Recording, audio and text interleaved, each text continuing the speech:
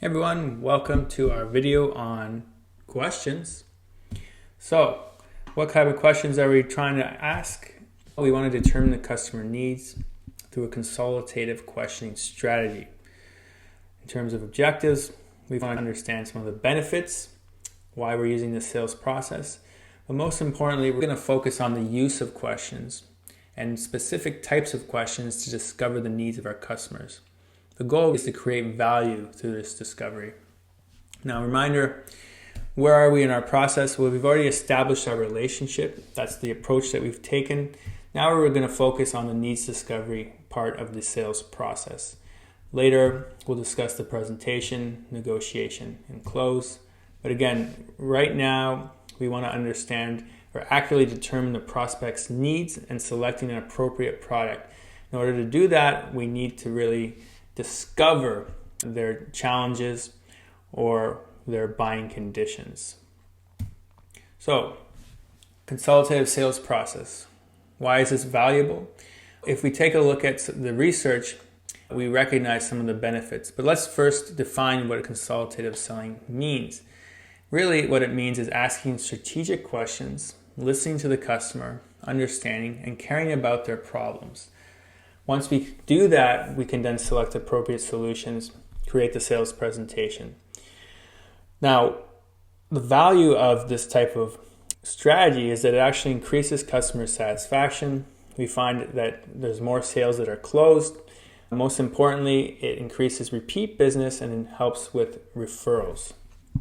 So, how long does it usually take for this process? It really depends on the product. So if you just recall the differences between associations, meetings, and corporate meetings, we already know that there's quite a variance in terms of what the needs are. So really the pace, scope, depth, and time factor into how much time we should be using for our discovery.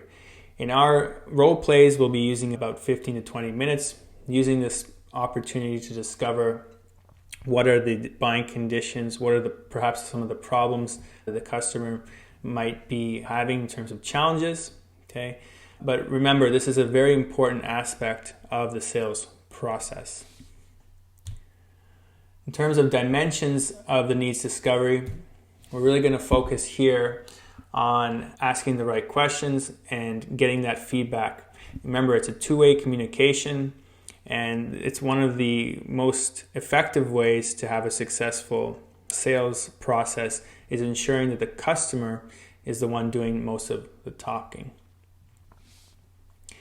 Once we establish those needs, then we can move on to selecting the solution. And this is where we're going to spend a little bit more time on the presentation. And this is where you'll actually match the benefits with the appropriate needs of the customer. And that's when we eventually get to the point of this presentation. So going back to the needs discovery, very similar to the spin selling technique. This is discussed. Neil Rackman is the author, and he really recommends multiple question approach that involves using 4 types of questions. So what does the spin stand for? First, it's the situation. So understand the actual situation, what the customer is trying to achieve. This is important. This is why we have to ask certain questions in order to get this type of understanding. These are usually considered survey questions. Second is identifying any problems. So there might be some challenges or problems that the customer may have had in the past, perhaps with different types of meetings. So this is a great opportunity to ask some probing questions and see if there's any problems that we can help solve. With those problems, we can also discuss the implication of those problems. How does that affect the result of the success of the meeting, for instance, if we're looking at it from a convention sales. So this is a good opportunity for the salesperson and also the customer to recognize the value of solving this problem. And in terms of value, we can also look at the final aspect, which is really the confirmation questions or the need payoff. This is an opportunity to really emphasize how we're creating value for the customer by using this approach. And we'll take a look at an example in just a moment. But just remember, questions help clarify the exact dimension of the problem, help the customer evaluate a range of solutions, and assist the customer in evaluating the potential outcome of the solution that is implemented. Now let's talk about specifically the types of questions we can use to go through this 4-part process. We mentioned the use of survey questions. So this is really understanding the situation. So here we have an example of a survey question. In this case, we're asking a question in regards to the food at a charity auction. So we want to understand the situation of that food. How was it? And we can get a response back from that. Depending on the response, we might get some sort of understanding of whether or not it was positive or negative. So the survey question helps us understand the situation. Once we know the situation, we can probe in a little bit more in depth. So here we have a probing question. Perhaps the response about the charity auction dinner was the food was okay, but we can ask the question, so maybe if it was more impressive, more interesting, perhaps in that charity dinner we could have raised more funds. So this is what we mean by a probing question.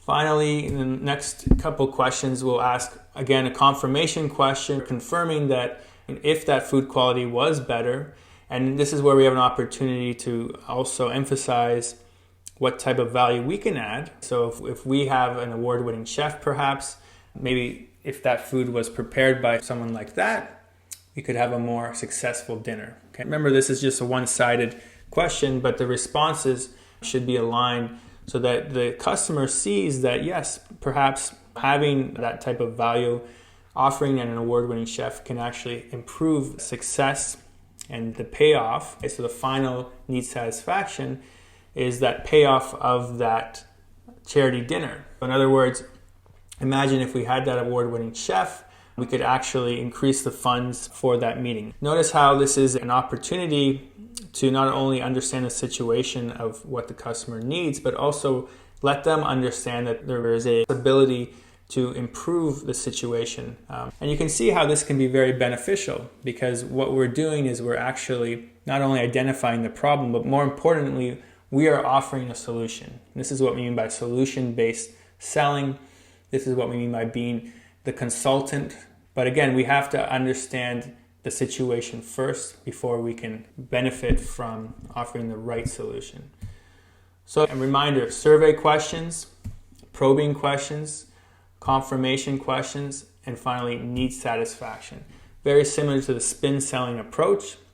These are the type of questions that you'll be using in order to discover the buying conditions, and you'll have an opportunity to apply these through your role play.